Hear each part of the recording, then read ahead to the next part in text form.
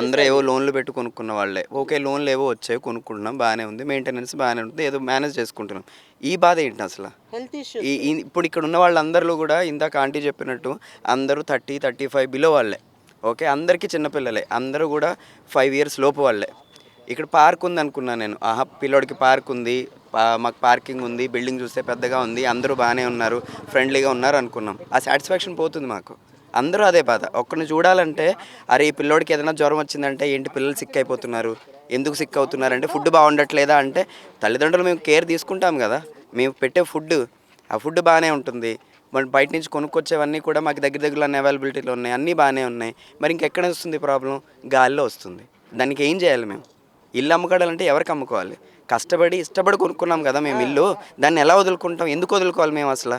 ఇంత కష్టపడ్డాం, ఇన్ని ఈఎంఐలు కట్టుకుంటున్నాం, ఎక్స్ట్రా డబ్బులు పెట్టుకుంటున్నాం, ఇదంతా బాగానే ఉంది, మేము అన్నిటికీ ఓకే. కానీ గాలి గురించి ఏం చేయాలి? దానికి ఎక్కడ మేము కాంప్రమైజ్ అవ్వాలి? దేని కాంప్రమైజ్ అవ్వాలి అసలు మేము?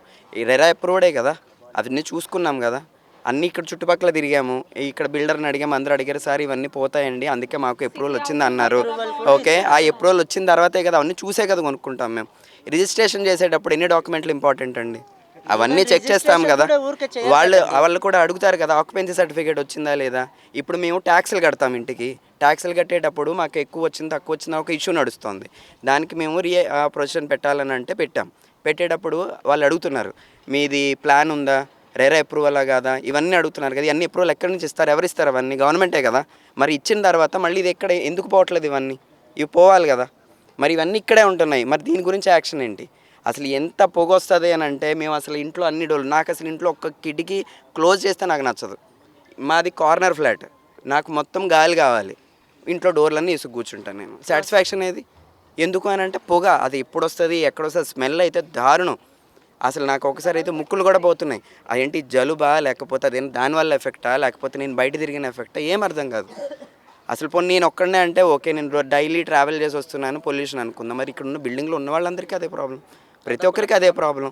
ఒక్కొక్కరికి ఒక్కొక్కటి చెప్తూ ఉంటే భయం వేస్తుంది మాకు. అరే రేపు పొద్దున ఇక్కడ ఉండాలా వెళ్ళిపోవాలా? వెళ్ళిపోవాలంటే ఏం చేయాలి? అమ్ముకోవాలంటే ఎవడో కూడా వచ్చి కొనాలి, వాడికి ఏం చెప్పాలి మేము? ఏం చెప్పి అమ్ముకోవాలి? అసలు అమ్ముకోవాల్సిన పరిస్థితి ఎందుకు మాకు? ఇష్టపడి ఇన్ని లక్షలు పెట్టి కొనుక్కున్నాం కదా, ఎక్కడికి వెళ్ళాలి? ఏం చేయాలి? ఏం అర్థం కావట్లేదు మాకైతే సిచ్యువేషన్. పిల్లలైతే కూడా ఇక్కడ ఆడుకుంటారు, అన్నీ ఉంటాయి, బయటికి తీసుకురావాలి, ఇంట్లో కూర్చోబెట్టి ఆడుకోవాలి. ట్యాంకులు కూడా మేము ఇలాగే తెప్పించుకుంటామండి. మాకు ఇక్కడ వాటర్, భూమిలో వాటర్ అయితే మాకు అస్సలు జీరో యూసేజ్. అది అసలు అవి మేము మొక్కలు పోసినా సరే పంచేవి, ఇందాక చెప్పారు కదా వేస్టే. మాకు బోర్లు అయితే మా అపార్ట్మెంట్కి 2 బోర్లు. ట్యాంకర్ 1500. ఓకే, అలా మీకు మాకైతే 40 ఫ్లాట్స్, ఇక్కడైతే 15 అలా 3 ఉన్నాయి. ఆ వెనకాల మొత్తం ఇక్కడ ఓవరాల్గా 500 ఫ్లాట్లకి ఈ ఏరియాలో మా చుట్టుపక్కల ఏరియాలో మేము ఆలోచించండి, ఒకటి 1500 ట్యాంకర్ అంటే ఒక అపార్ట్మెంట్కి ఎన్ని పడతాయి రోజుకి? ఎన్ని తెప్పించుకుంటున్నాం? మాకు అదంతా ఎక్స్ట్రా కాస్టే. మా మెయింటెనెన్స్లు కూడా చాలా ఎక్కువే, బిల్డింగ్ మెయింటెనెన్స్. అసలు నీళ్లు కూడా, ట్యాంకర్ నీళ్లు కూడా ఎక్కడి నుంచి తెప్పిస్తారో ఏం చేస్తారో తెలియదు. మా పిల్లోడికైతే స్కిన్ ఎలర్జీ. ఇప్పుడు అంతా మేము కావాలంటే మీకు బిల్లులు కూడా చూపిస్తాను నేను. వాడి స్కిన్ ఎలర్జీ. నిన్న కూడా రాత్రి వచ్చి నాన్న ఆయింట్మెంట్ రా అంటున్నాడు. ఇదంతా పొక్కులే ఉన్నాయి వాడికి. అదేంటి దేనివల్ల వస్తుంది? అది ఇక్కడ ఎయిర్ వల్ల వస్తుందా లేకపోతే ట్యాంకర్ల నీళ్ళ వల్ల వస్తుందా? ఏంటి మాకు ఈ పరిస్థితి? ఏంటి ఇబ్బంది? అసలు ఏం అవ్వాలి? ఎవరికి కంప్లైంట్ చేయాలి? నేనైతే నా అంతటి నేను ఒక్కడిని పర్సనల్గా ఎన్ని ఈమెయిల్స్ పెట్టాను. పొల్యూషన్ బోర్డు ఈమెయిల్ ఐడి ఉంటుంది, దానికి కాల్స్ చేసాము, ఈమెయిల్స్ పెట్టాము, అసలు ఏ రెస్పాన్స్ లేదు. నాకైతే ఏ రెస్పాన్స్ రాలే. అక్కడికి పొల్యూషన్ బోర్డు ఎవరో ఒక అతను వచ్చారట ఆ రోజు నైట్. వచ్చిన తర్వాత గట్టిగా మాట్లాడితే నేను ఓన్లీ చూడడానికి వచ్చానండి అంటాడు. చూడడానికి వచ్చాను కాదు కదండి, మీరు చెప్పాలి కదా, నేను చూసి చెప్తానండి అన్నాడు. ఏం చెప్పాడు? ఏం చేశాడు? అసలు ఎందుకు? ఎవరు అతను? ఆ తర్వాత ఇంకో అతను ఎవరో కారులో వచ్చాడు, చెక్ చేశారు, అయిపోయింది. ఇది ఒకటి ఇక్కడ వెళ్ళిపోయింది కంపెనీ. మరి మీరు రిమైనింగ్ కూడా వెళ్ళిపోవాలి కదా. మేము ఒకరోజు ప్రొటెస్ట్ చేసాం, మొత్తం ఇక్కడ నుంచి నడుచుకుంటూ బాచుపల్లి రోడ్డు వరకు వెళ్ళాం. అక్కడ కొంతమంది బాచుపల్లి నుంచి వాళ్ళందరూ చుట్టుపక్కల ఏరియాల నుంచి వచ్చారు. ఆ తర్వాత ఏం జరిగింది? అసలు ఏమైంది? అది అసలు ఏమీ తెలియదు ఇప్పుడు వరకు. అసలు ఏదో ఒక యాక్షన్ తీసుకోవాలి కదా. వాటర్ పట్టుకొని అన్ని వెళ్ళారండి. వెళ్తే ఒక కంపెనీ తీశారు. ఒక కంపెనీ తీస్తే ఏమొస్తుందండి? ఇవన్నీ కంపెనీలు తీస్తే కదా మేము బతకగలుగుతాం. ఒక కంపెనీతో ఏమవుతుంది?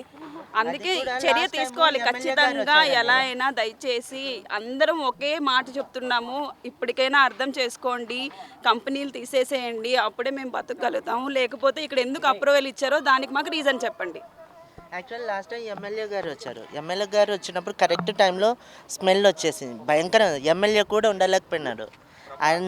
అతను ఇంకా వెంటనే యాక్షన్ తీసుకోవాలి, ఇవన్నీ ఎందుకు పెట్టినారని అతను కూడా చెప్పాడు. మ- పోతే ఒక్క కంపెనీ కాదు కదా, రిమైనింగ్ కంపెనీస్ కూడా సేమ్ ఇష్యూ ఉన్నప్పుడు అన్నీ పోవాలా, మళ్ళీ అదొక్క కంపెనీ పోయి రిమైనింగ్ పోలేదు. పొల్యూషన్ బోర్డు అధికారులు ఎవరు వచ్చినా కూడా కంప్లైంట్స్ వచ్చినా కూడా వాళ్ళు తీసుకునే చర్యలు కూడా తూతు మంత్రంగానే ఉంటున్నాయి. ఏదో నామమాత్రంగా కంప్లైంట్ ఇచ్చినామని వచ్చేసి జస్ట్ చూసి పోవడం తప్ప, ఇండస్ట్రీకి సపోర్టింగ్గా వాళ్ళు రిపోర్ట్స్ కానీ ఇవ్వడం తప్ప, మాకు ఇక్కడ ఉన్న నివాసం ఉన్న కుటుంబాలకు కానీ ప్రజలకు కానీ సహకరించే విధంగా మాత్రం వాళ్ళు రిపోర్ట్స్ ఇవ్వట్లేదు. మేము వచ్చినప్పుడు ఏం లేదండి, పొల్యూషన్ లేదండి, అంత నార్మలే ఉంటుందండి, ఇక్కడ పొల్యూషన్ ఏం లేదు కదా అంటున్నారు. హెవీగా వచ్చి ఫీల్ అయ్యి మేము ఎంత పొల్యూషన్ని ఫేస్ చేస్తున్నాం అది మాకు తెలుసు, అధికారులకు కూడా తెలుసు. ఈ పరిశ్రమలకు అనుకూలంగా వాళ్ళు ఎందుకు రిపోర్ట్స్ ఇస్తూ ఉన్నారు? పొల్యూషన్ బోర్డు వాళ్ళు కరెక్ట్ ఉన్నట్టుగా రిపోర్ట్స్ ఇచ్చేసి మా యొక్క ప్రాబ్లమ్స్ని, పిల్లల యొక్క ఆరోగ్య పరిస్థితులను అందరినీ అనుకూలంగా దయచేసి మాకు న్యాయం జరిగే విధంగా రిపోర్ట్స్ ఇవ్వండి. ఏం జరిగినా కూడా చెప్పండి. ఈ ఇండస్ట్రీస్ 1-2 తీసేసి నామమాత్రంగా చర్యలు తీసుకొని, ఎంత పొల్యూషన్ అంటే అసలు మీరు తట్టుకోలేరు, ఉండలేము, అసలు 5 నిమిషాలు కూడా దాన్ని ఫేస్ చేయలేము. అట్లాంటి వాతావరణంలో మేము పిల్లల్ని పెంచాలంటే ఏ విధంగా పెంచుతాం చెప్పండి? వాళ్ళ భవిష్యత్తు ఏంటి? వాళ్ళను ఇప్పుడు రేపటికి వాళ్ళ భవిష్యత్తు ఏంటి? మేము ఇన్ని లక్షలు పెట్టి ఇల్లు తీసుకొని వాళ్ళను లక్షలు పెట్టి చదివించుకుంటా వాళ్ళ భవిష్యత్తు లేకుండా మేము ఏ విధంగా ఇక్కడ సర్వే అవుతాం చెప్పండి? ప్రభుత్వం అన్ని అప్రూవల్స్ ఇచ్చింది. హెచ్ఎండిఏ లేఅవుట్ ఇది, హెచ్ఎండిఏ అప్రూవల్ ఉంది, రెరా అప్రూవల్స్ ఇచ్చారు, అన్నిటికీ ఆక్యుపెన్సీ ఓసీ సర్టిఫికేట్ ఇచ్చారు. సో మేము property tax every year pay చేస్తున్నాం ఎవ్రీ టైం. సో ఇవన్నీ మా నుండి ప్రభుత్వం తీసుకొని మాకు ఇది నివాస యోగ్యం అని చెప్పేసి ఇంత సర్టిఫికేషన్ ఇచ్చిన తర్వాత మేము తీసుకున్నాక ఈ ప్రాబ్లమ్స్ ఎందుకు సార్ట్అవుట్ చేయట్లేదు? సార్ట్అవుట్ చేయాల్సిన బాధ్యత ప్రభుత్వానికి లేదా? అది ఇక్కడ పొల్యూషన్ బోర్డు అధికారులు తీసుకుంటున్న చర్యలు ఏంటి? ఆ చర్యల వల్ల మాకు జరుగుతున్నది ఏమీ కనిపించట్లేదు ఇక్కడ. సో ప్లీజ్ దయచేసి మా రిక్వెస్ట్ ఏంటంటే సీఎం గారు, సార్ ఈ విషయం మీ దాకా వస్తుందా రాదా మాకు తెలియట్లేదు, మీరు దయచేసి ఈ విషయంలో చొరవ తీసుకొని మాకు ఇక్కడ ఉన్న 10,000 కుటుంబాలు, ఇక్కడ దగ్గరలో 10,000 కుటుంబాలు ఉంటున్నారు. సో ఈ 10,000 కుటుంబాల్లో పిల్లలు ఉన్నారు, పెద్దవాళ్ళు ఉన్నారు, వృద్ధులు ఉన్నారు, అందరూ ఉన్నారు. సో వాళ్ళ ఆరోగ్యాన్ని దృష్టిలో పెట్టుకొని మీరు తగిన చర్యలు తీసుకొని దయచేసి మాకు తగిన న్యాయం చేయండి. ఇక్కడ నుండి మళ్ళీ మేము మూవ్ అయ్యే పరిస్థితి లేదు. మేము ఒకసారి కొనుక్కున్నామంటే మా లైఫ్ టైం అంతా కష్టపడి మేము ఏదో లోన్లు అప్పు చేసి కొనుక్కున్నాం సార్. ఇక్కడ నుండి ఈ పొల్యూషన్లో మా భవిష్యత్తే లేకుండా, మా పిల్లల భవిష్యత్తే లేకుండా మేము ఎక్కడికి వెళ్ళమంటారు? ఎక్కడికి వెళ్ళినా మాకు ఇదే పరిస్థితి ఉండదు. మేము మూవ్ అయ్యే పరిస్థితి కూడా లేదు, ఇక్కడ నుండి రీసేల్ చేసుకునే పరిస్థితి కూడా లేదు. రేపు ఎవరికో రీసేల్ చేస్తే వాడికి కుటుంబం ఉంటుంది, పిల్లలు ఉన్నారు, వాళ్ళు కూడా వచ్చి ఇదే సఫర్ అవుతారు కదా. సో దయచేసి ఈ ఇండస్ట్రీస్ని కానీ తీసేసి ఈ పొల్యూషన్ని లేకుండా మాకు దయచేసి చర్యలు తీసుకోండి సార్. సీఎం గారు కానీ ఎమ్మెల్యే గారు కానీ ప్లీజ్ దయచేసి మాకు ఈ ఉన్న పరిస్థితులపై గ్రౌండ్ వాటర్, ఒక్క చుక్క వాటర్ మేము వాడలేము సార్. గ్రౌండ్ వాటర్ ఒక్క చుక్క వాటర్ వాడలేము. అది బాడీ మీద పడితే మీకు ఎంత ర్యాషెస్ అయితే, ఎంత మేము హెల్త్ ఇష్యూస్ ఫేస్ చేయాల్సి వస్తుందో అది మాకు తెలుసు. ఈవెన్ ఆ గ్రౌండ్ వాటర్ని జస్ట్ ఫ్లోర్ కడగడానికి కూడా వాడితే ఆ ఫ్లోర్ టైల్స్ పాడైపోతున్నాయి సార్. ఆ ఫ్లోర్ టైల్సే, ఒక సిమెంట్ బ్రిక్సే పాడైపోతుంటే మనుషులకు ఏ విధంగా అవి ఎఫెక్ట్ అవుతాయో మీరు ఒకసారి ఆలోచించండి. అవి ఎంత స్మెల్ అంటే డైరెక్ట్ కెమికల్ స్మెల్లే. ఆ వాటర్ స్మెల్ చేస్తే డైరెక్ట్ ఏదో కెమికల్ స్మెల్ చేసినట్టే ఉంటుంది మాకు.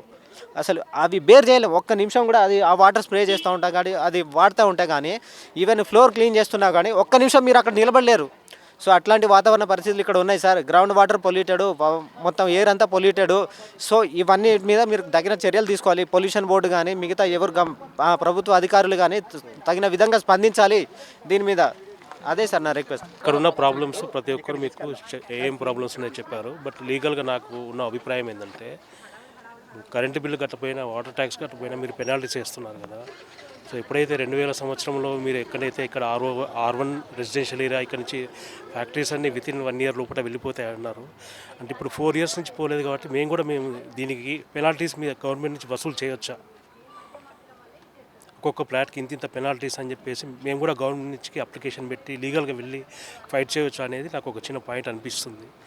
సో దీనికి కూడా మీరు స్పందించి ఎవరెవరైతే డిలే చేస్తున్నారో వాళ్ళ మీద సీరియస్ యాక్షన్ తీసుకొని, హెల్త్ ఇష్యూస్ పరంగా కాకుండా కూడా ఇంత లేట్ అయినందుకు, ఇంత కష్టం అనుభవిస్తున్నందుకు, ఇంత హెల్త్ ఇష్యూస్ మేము అనుభవిస్తున్నందుకు గవర్నమెంట్ నుంచి కూడా మేము ఇది మూవ్ చేయడమే కాకుండా ఇన్ని ఏళ్ళు డిలే అయినందుకు, ఇంత మేము క్షోభ అనుభవించేందుకు మాకు కూడా పెనాల్టీ రూపంలో కూడా కొంత రిటర్న్ పే చేయాలని మేము కోరుకుంటున్నాం. నా పేరు కాదర్ అండి. నేను ఇక్కడ ఒక 2 ఇయర్స్ నుంచి ఉంటున్నాను. ఎవ్రీడే నైట్ ఫుల్ పొల్యూషన్ వస్తుంది. ఇంట్లోకి కూడా డోర్లు వేసుకొని ఉన్నా కానీ బ్రీతింగ్ ఇష్యూ లాగా వచ్చేస్తుంది. పాప వీళ్ళందరూ ఉంటున్నారు కానీ వాళ్ళు కూడా ఉండలేకపోతున్నారు. ఆస్తమా లాగా బ్రీతింగ్ లేనట్టుగా వచ్చేస్తుంది. ఎప్పుడైతే డోర్లు తీస్తామో అది ఉండలేకపోతున్నాం అప్పుడు. సో చాలా ఇబ్బంది ఉంటుంది. ఈ ఫ్యాక్టరీలు అయితే ఎప్పుడైతే వెళ్తాయో అప్పుడే కొద్దిగా ఫ్రీగా ఉంటుంది. యాక్చువల్గా మా అబ్బాయిది ఇలా హౌస్. మేము మధ్యలో వస్తుంటాం విజయవాడ నుంచి. మేము విజయవాడలో ఉంటాం. యాక్చువల్గా వచ్చిన తర్వాత మాకు అర్థమైంది ఇక్కడ ఎయిర్ వాటర్ అనేది బాగా పొల్యూట్ అయిపోయి ఉన్నాయి. యాక్చువల్ బిల్డర్ కూడా మాకు ఇవన్నీ చెప్పాల. మేము వచ్చిన తర్వాత ఇవన్నీ ఫేస్ చేయడం జరిగింది. చాలా బాధపడుతున్నామండి. చిన్న పిల్లలు యాక్చువల్గా ఈ బిల్డింగ్లో 40 ప్లాట్స్ ఉన్నాయి. అందరూ 30+ అందరికీ 1 year నుంచి 5 years లోపు పిల్లలే. ఏం చేయాలో మాకు అర్థం కావట్లా. అందరూ వన్ టైం ఇన్వెస్ట్మెంటే కదా అపార్ట్మెంట్ అంటే మిడిల్ క్లాస్ ఫ్యామిలీస్కి. అది కొద్దిగా మీడియా ద్వారా ప్రభుత్వం దాకా తీసుకెళ్ళి మీరే హెల్ప్ చేయాలి. మీడియా పీపుల్ హెల్ప్ చేయాలి. అంటే కంపెనీలు యాక్చువల్గా అది అది చూడండి, అది అది అది కొంచెం ఇట్రా బాబు, కొంచెం ఇటు సైడ్ రండి, కొంచెం ఇటు సైడ్ రండి, ఇటు సైడ్ రండి, ఇంకొంచెం. ఏదైతే బాచుపల్లి తన్వి అపార్ట్మెంట్స్ దగ్గర ఉన్నాం మనం, తన్వి హిల్స్ దగ్గర ఉన్నటువంటి ఒక ఇండస్ట్రియల్ ఏరియా దగ్గర నుంచి ఒక కంపెనీ నుంచి వస్తున్న పొగ ఇప్పుడే వదిలినటువంటి. लास्ट 4 years हम लोग यहाँ पे हैं और यहाँ पे हम लोग बाहर से आते हैं. यहाँ पे हम लोगों ने फ्लैट्स लेके रखे हुए हैं. यहाँ पे पीछे इंडस्ट्रीज़ हैं. इंडस्ट्रीज़ को हम लोगों ने कई बार अल्टीमेटम दिया, पॉल्यूशन बोर्ड से उन लोगों को नोटिस वगैरह दिया. अभी तक कोई भी एक्शंस नहीं है, कुछ भी नहीं है. ये कब तक चलेगा हम लोगों को मालूम नहीं है. उसके बाद भी हम लोग को यहाँ पे हम लोग कितना सफ़र करते हैं आप लोगों को मालूम नहीं है. यहाँ पे हम लोग इन्हें फ्लैट्स लेके रखा है. यहाँ पे जो हम लोग यहाँ पे रह रहे हैं इसमें हम लोग बेडरूम से हम लोगों का यहाँ पे हम लोग सो भी नहीं सकते. इतना स्मेल आता है, स्पेशली नाइट के टाइम पे इतना स्मेल आता है जिसका लिमिट नहीं है. ठीक है, इसके कारण हम लोगों के बच्चों लोगों को भी प्रॉब्लम हो रहा है. ये सारे प्रॉब्लम्स को जितनी जल्दी हो जाए रेक्टिफाई करो, ख़त्म करो. उसके लिए हम लोगों ने, वंशी ने और बाकी लोगों ने भी प्रोटेस्ट किया. हम लोगों ने सपोर्ट वो किया, नोटिस दिया, लेकिन अभी तक कुछ भी नहीं हुआ है. At least you should do, the government should do something for us. Seriously. We trust the government. Seriously, we trust the government, but we are not getting any support from others.